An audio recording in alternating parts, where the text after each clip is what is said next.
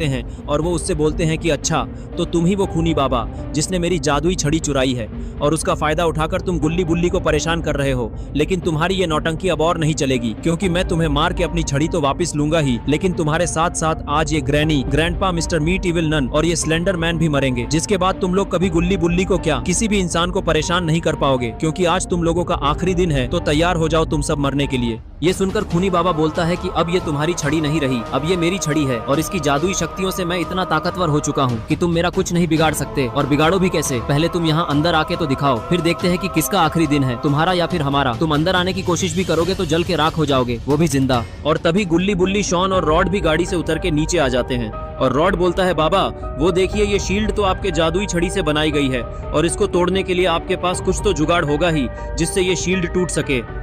और फिर बाबा बोलते हैं कि मुझे पता है कि इसको कैसे तोड़ना है, इसीलिए तुम लोग अब थोड़ा पीछे हो जाओ, क्योंकि अब मैं इस शील्ड को तोड़ने जा रहा हूँ। अगर तुम लोग पीछे नहीं हुए तो तुम लोगों को चोट भी आ सकती है। बाबा की बात सुनकर ये सब लोग पीछे हट जाते हैं और फिर बाबा अपनी पोजीशन ले लेते हैं और फिर तभी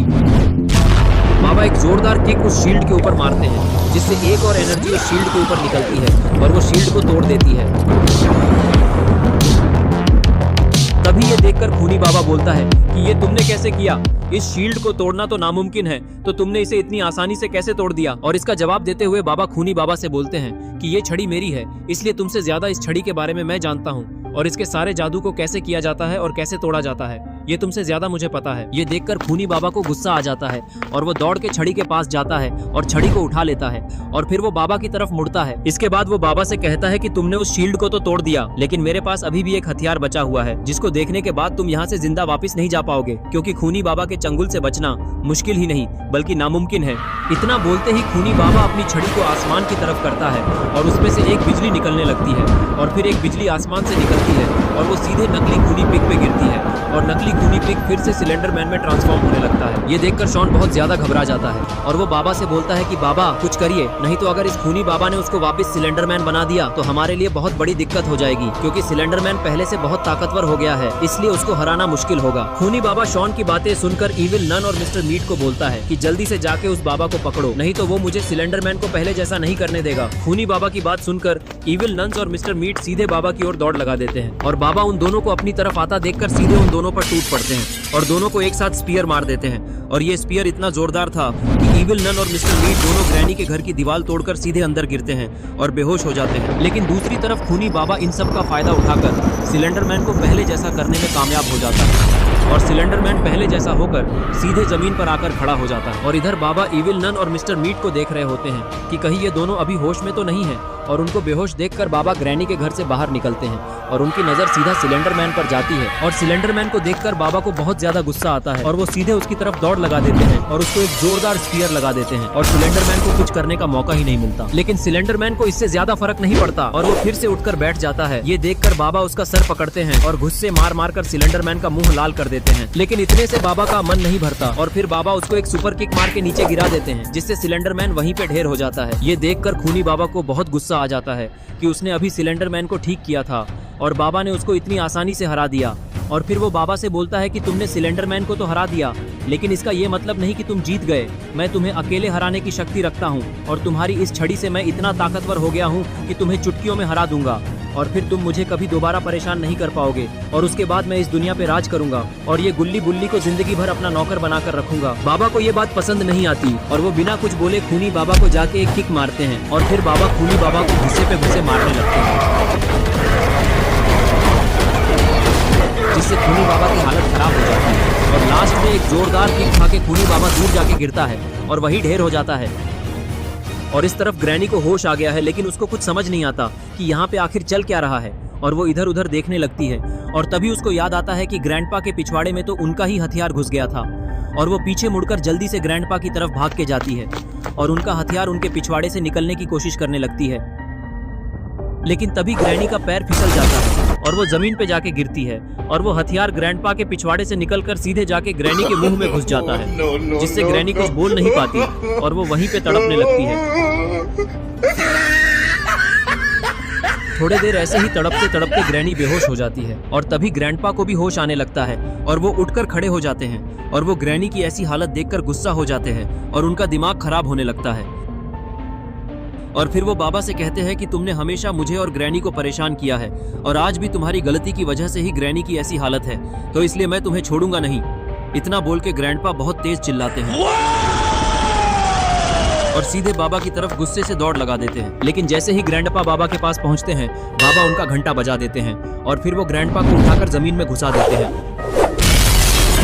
और इस धमाके की आवाज सुनकर खूनी बाबा को होश आ जाता है और वो उठकर खड़े हो जाते हैं और सीधे उड़कर कहीं जाने लगते हैं। लेकिन खूनी बाबा उड़कर आखिर कहाँ जा रहे हैं? और तभी वो ग्रैनी के घर के ऊपर आके खड़े हो जाते हैं और बाबा से बोलते हैं कि तुमने आज मेरी बहुत सुताई की है, इसका बदला तो मैं तुमसे लेके रहूंगा, लेकिन उससे पहले तुम मेरे सबसे ताकतवर साथी से मिलो और अगर तुम्हारे अंदर दम है तो पहले उसका सामने करो। और इतना बोलते ही खूनी बाबा किसी को आवाज देके बुलाने लगता है, लेकिन आखिरकार ये किसको बुला रहा है? अरे ये क्या, ये तो तुम सहूर है और ये तो सीधे बाबा की तरफ ही बढ़ रहा है। और फिर वो सीधे बाबा पे एक जोरदार हमला करता है और बाबा को कुछ करने का मौका ही नहीं मिलता और ये हमला इतना जोरदार था कि बाबा सीधे बेहोश हो जाते हैं और अब उनको वापस होश में आने में बहुत वक्त लगेगा। तभी तुंग सहूर को देखकर बुल्ली बोलता है कि तुम तो वही पेड़ जैसे दिखने वाले शैतान हो जिससे हमारी बाबा के घर जाते वक्त में मुलाकात हुई थी और तुम हमको मारना चाहते थे और तुमको तो सायरन हेड ने हरा दिया था, तो तुम यहाँ कैसे आए? बुल्ली की बात सुनकर तुंग सहूर बोलता है कि अच्छा, तो तुम काले भूत जैसे दिखने वाले एलियन की बात कर रहे हो जिससे मेरी लड़ाई हुई थी। पिछले बार तो उसने मुझे हरा दिया था, लेकिन उसके बाद खूनी बाबा मुझे वहाँ से लेके अपने साथ आ गए थे और उन्होंने मुझे इतनी शक्ति दे दी है कि अब मुझे कोई भी ऐरा गहरा एलियन नहीं हरा सकता, वो तुम्हारा काला भूत भी नहीं। इसलिए अब तुम लोग मरने के लिए तैयार हो जाओ, क्योंकि उस समय तो तुम मुझसे बच गए थे, लेकिन अब तुम्हें मुझसे कोई नहीं बचा सकता, क्योंकि ये तुम्हारा बाबा, इसको तो मैंने पहले ही हरा दिया है और ये तो बहुत कमजोर था, मेरे एक ही हमले से इसकी हवा निकल गई। और तभी गुल्ली रॉड से बोलता है कि रॉड,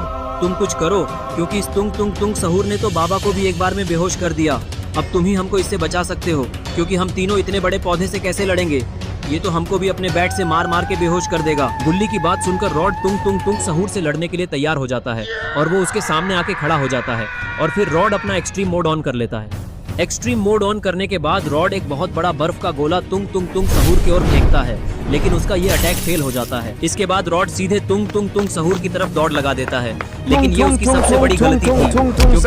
तुंग सहूर उस पे बैट से हमला करता है, जिससे रॉड भी शॉन के पास जाके गिरता है और उसका एक्सट्रीम मोड ऑफ हो जाता है। रॉड पे हमला करने के बाद तुंग सहूर को अब कोई रोक नहीं सकता और वो रॉड से बोलता है कि अब तुम मुझे नहीं हरा सकते, क्योंकि मैं तुमसे पहले भी लड़ चुका हूँ और मुझे अब तुम्हारे सारे वार पहले से पता है, इसलिए तुम्हारे सारे हमले बेकार हैं। तुम जितना भी कोशिश कर लो, तुम मुझसे तो नहीं जीत पाओगे और तुम्हें हराने के बाद मैं तुम सबको एक एक करके मार डालूंगा और खूनी बाबा के साथ मिलकर दुनिया पे राज करूंगा। तभी शॉन रॉड को उठने में मदद करता है और रॉड उठकर बैठ जाता है। रॉड को अभी भी सही सलामत देखकर तुंग सहूर को गुस्सा आता है और वो सीधे उन पे हमला करने के लिए उनकी तरफ बढ़ने लगता है। तभी तुंग सहूर को अपनी तरफ आता देखकर शॉन बोलता है कि रॉड, जल्दी से उठो, क्योंकि वो हमारी तरफ बहुत तेजी से आ रहा है और अगर तुमने जल्दी कुछ नहीं किया तो वो तुम्हारे साथ साथ हमें भी मार देगा और मैं इतनी जल्दी मरना नहीं चाहता, क्योंकि अभी तक तो मेरी शादी भी नहीं हुई है। और तभी रॉड उठकर खड़ा हो जाता है और तुंग सहूर उन पे हमला करता। उससे पहले ही वो अपनी सारी शक्तियां इस्तेमाल करके एक आइस की शील्ड बना लेता है, लेकिन तुंग सहूर भी हार मानने वालों में से नहीं है। वो इस शील्ड पे बैट मार मार के उसको तोड़ने की कोशिश करने लगता है। शील्ड को धीरे धीरे टूटता हुआ देखकर गुल्ली रॉड से बोलता है कि रॉड, कुछ तो करो, ऐसे तो वो ये शील्ड तोड़ देगा और फिर हम में से कोई जिंदा नहीं बचेगा, क्योंकि वो बहुत ज्यादा गुस्से में लग रहा है और वो हमसे पिछले बार का बदला भी लेना चाहता है। अगर ये शील्ड टूटी तो आज हमारा आखिरी दिन होगा। तभी रॉड बोलता है कि बुल्ली, मैंने अपनी सारी शक्तियाँ इस्तेमाल कर ली है, मुझे वापस अपनी शक्तियाँ रिस्टोर करने में टाइम लगेगा, इसलिए अब हम कुछ नहीं कर सकते, लेकिन मैं एक लास्ट ट्राई करता हूँ, क्योंकि मैं तुम लोगों के लिए अपनी जान भी दे सकता हूँ। और फिर रॉड उस शील्ड को तुंग सहूर की तरफ फेंक देता है, जिससे तुंग सहूर दूर जाके फेंकाता है, लेकिन वो तुरंत उठकर खड़ा भी हो जाता है। लेकिन इस तरफ रॉड की शक्तियां खत्म होने के कारण